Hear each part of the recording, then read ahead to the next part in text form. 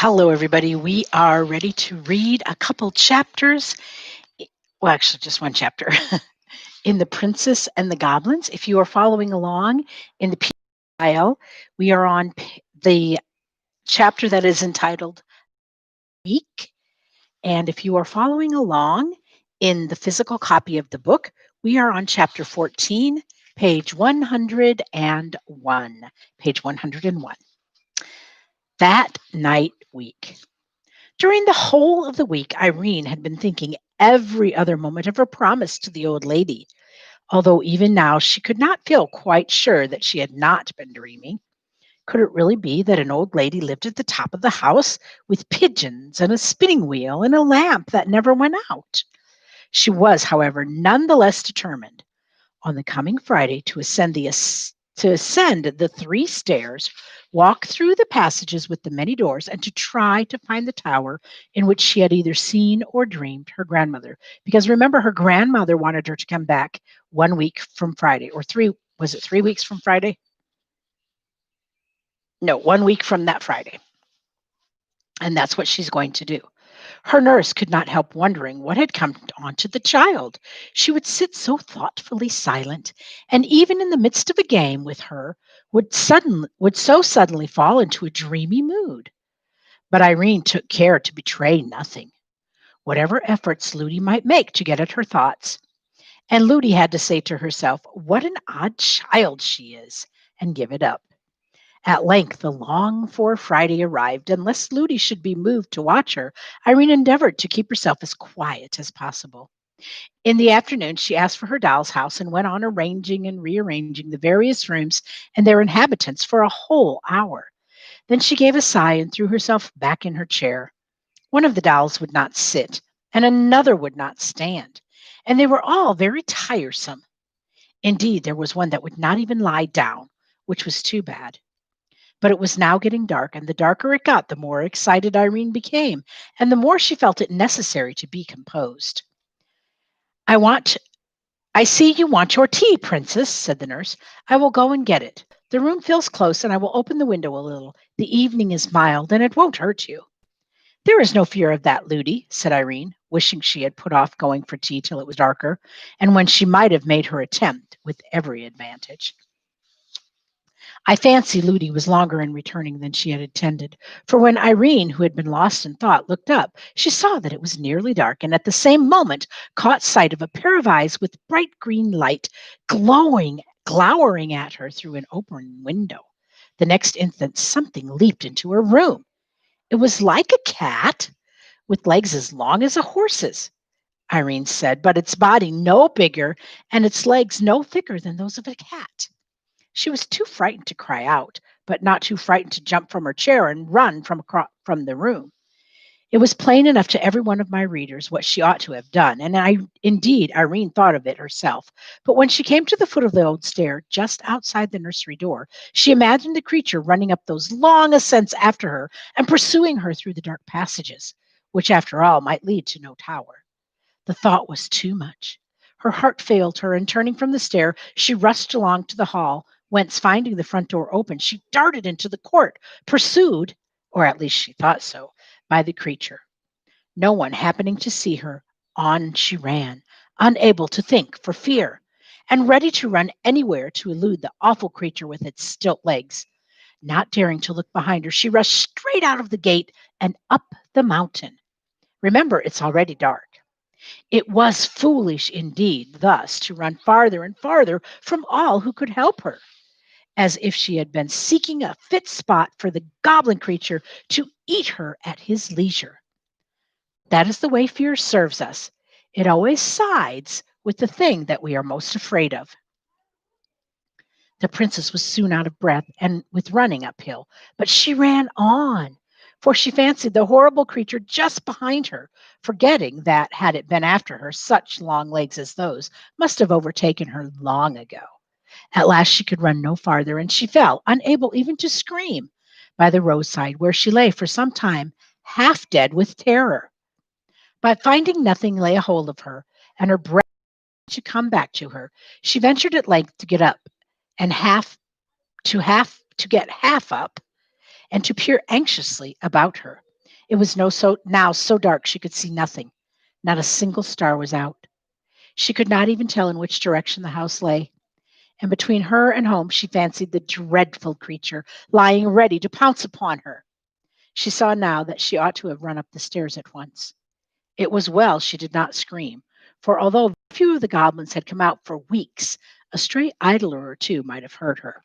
She sat down upon a stone, and nobody but one who had done something wrong could have been more miserable. She had quite drop fell on her face. She looked up and was lost in astonishment. At first she thought the rising moon had left her place, and drawn nigh to see what could be the matter with the little girl sitting alone without hat or cloak on the dark bare mountain. But soon she saw she was mistaken, for there was no light on the ground at her feet, and no shadow anywhere. But the great silvery globe was hanging in the air. What do you think that is? I think you're right. And she gazed at the lovely thing. Her courage revived. If she were but indoors again, she would fear nothing, not even the terrible creature with the long legs. But how was she to find her way back? What could that light be? Could it be? No, no, it couldn't. But what if it should be? Yes, it must be her great great grandmother's lamp, which guided her pigeons home through the darkest night. She jumped up. She had but to keep that light in view, and she must find the house.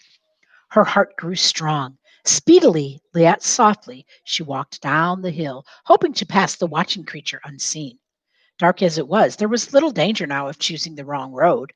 And, which was most strange, the light that filled her eyes from the lamp, instead of blinding them for a moment to the object upon which they next fell, enabled her for a moment to see it, despite the darkness. So, if you, I'm going to stop there for a moment and explain what this means. So, if you stare at a light and then you look away and you look at something else for a moment, all you're going to see is that light in your eyes, and you are going to be blinded by what going back to the house.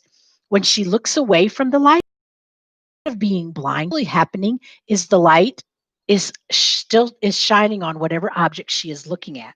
So it's almost as if the light is entering her and then coming out of her to shine upon the object that she's looking at next.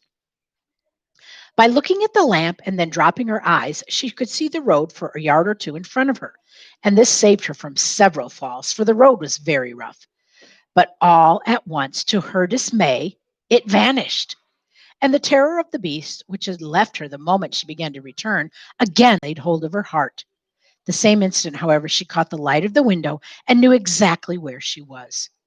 It was too dark to run, but she made what haste that she could and reached the gate in safety. She found the house door still open. She ran through the hall and, without even looking into the nursery, bounded straight up the stairs and the next and the next. Then, turning to the right, ran through the long avenue of silent rooms and found her way at once to the door at the foot of the tower stair. When first the nurse missed her, she fancied she was playing a trick, and for some time took no trouble about her. But at last, getting frightened, she had begun to search. And when the princess entered, the whole household was hither and thither about the house, hunting for her. A few seconds after she had reached the stair of the tower, they had even begun to search the neglected rooms, in which they would never have thought of looking had they not already searched every other place that they could think of, in vain. But by this time, Princess Irene was knocking at the old lady's door. Interesting chapter, right? It's a chapter about fear and what fear can do to us if we let it take hold of us. What in this story, what causes Princess Irene to run out of the house like she did? Exactly. She saw the creature that looked a little bit like a cat, but a little bit like a horse. And we know now that those creatures that are mixed like that, they are the Cobb's creatures, the goblin's pets. And they have mixtures of different body parts in them, and they are really quite frightening. What finally leads Princess Irene back to her house?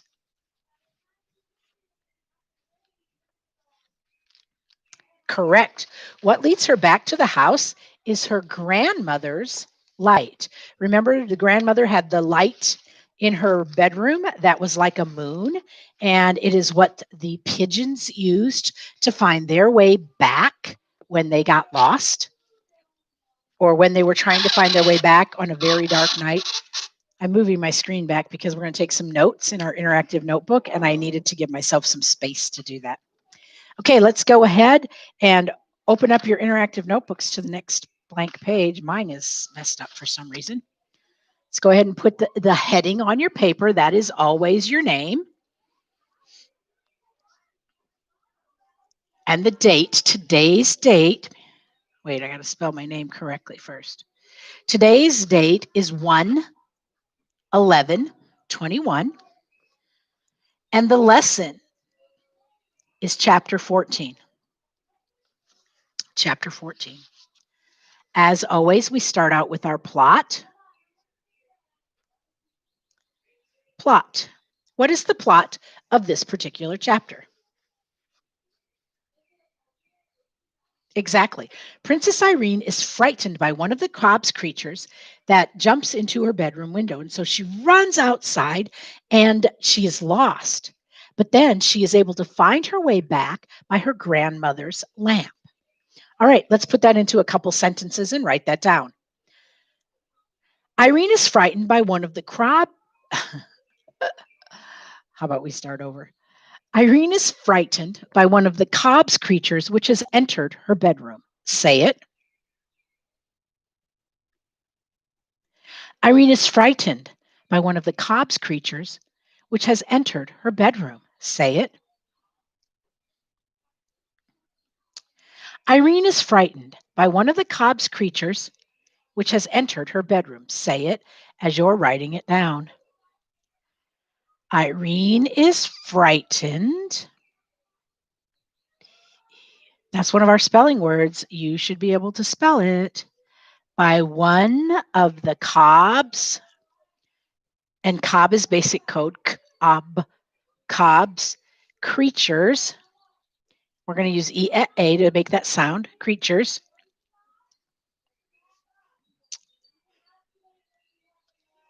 Which entered her bedroom.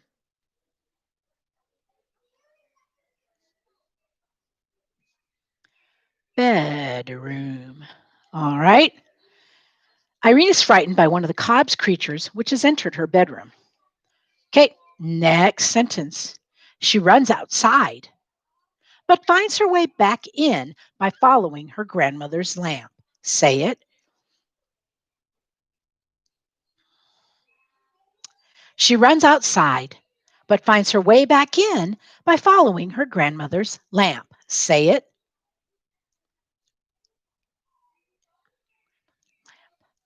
She runs outside, comma, but finds her way back in by following her grandmother's lamp. Say it as you write it down.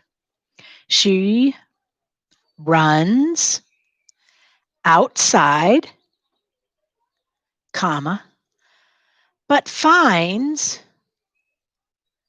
her way back in by following her grandmother's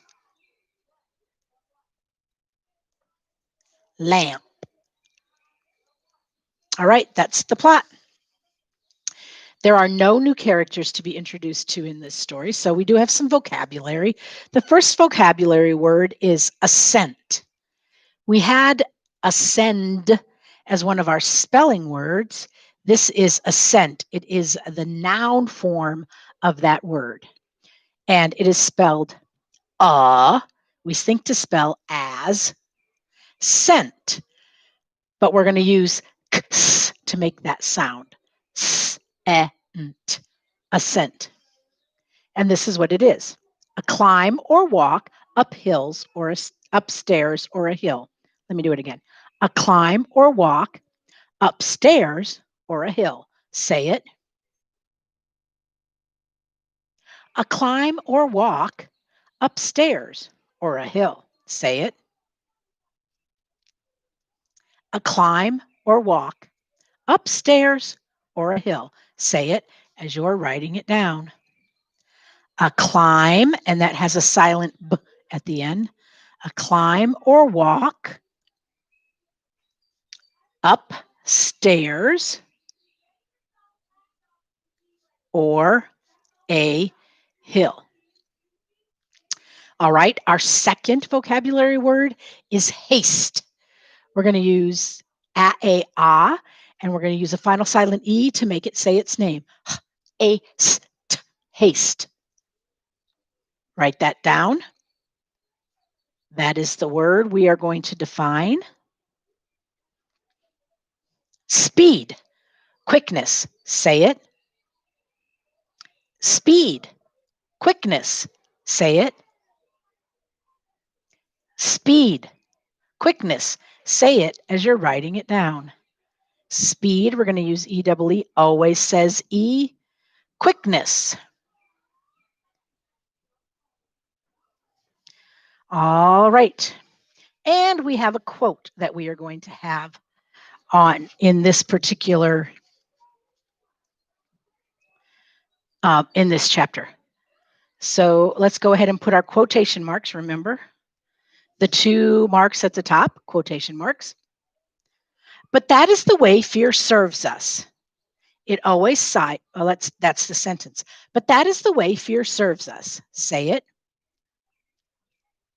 But that is the way fear serves us. Say it. But that is the way fear serves us. Say it as you're writing it down. We're going to put 3 periods right before that because it's like in the middle of a sentence. But that is the way fear serves. We're going to use the of her, us. Now we're going to use a colon. A colon is a dot, a colon. This is the rest. It always sides with the things we are afraid of. Say it. It always sides with the things we are afraid of. Say it. It always sides with the things we are afraid of. Say it as you're writing it down. It always sides with the things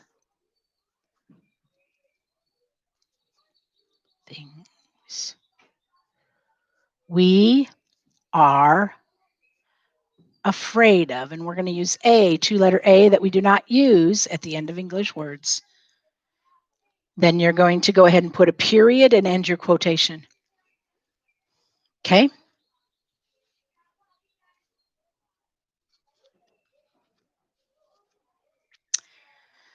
And here is the second quotation that we're using.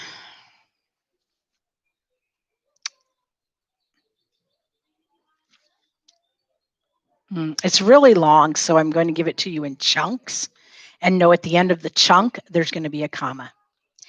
And, which was most strange, the light that filled her eyes from the lamp, say it. And, which was most strange, the light that filled her eyes from the lamp, say it. And, which was most strange, the light that filled her eyes from the lamp, go ahead and write it down.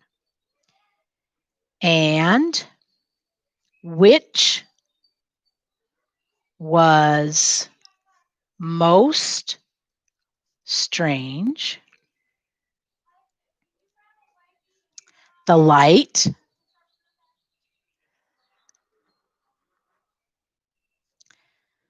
that filled her eyes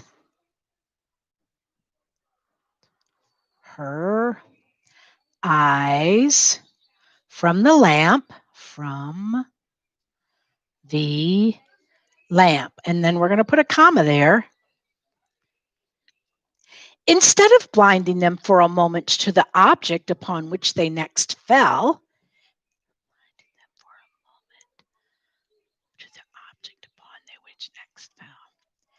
Instead of blinding them for a moment to the object upon which they next fell,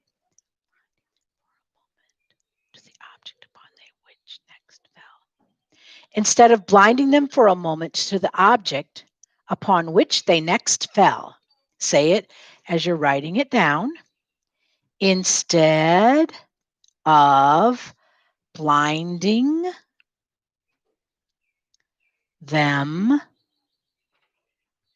for a moment, and moment is moment, and blinding them for a moment to the object,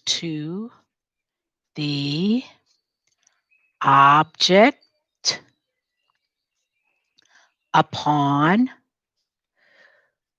which they next fell, another comma, enabled her for a moment to see it. Say it.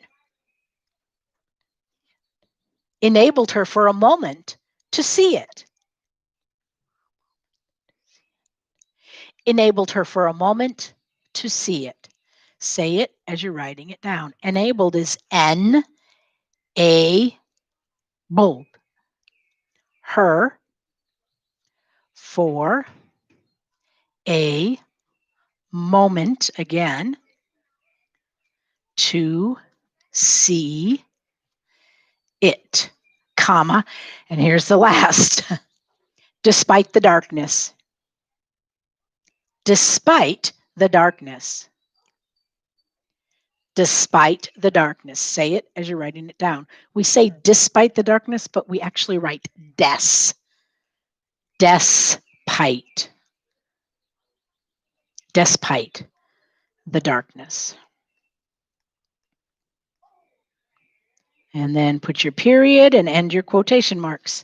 And that is the end of our notes for today. I know that was a super long quote, and I do apologize for that. There are the notes. You can go ahead and look at them and make sure that yours match mine.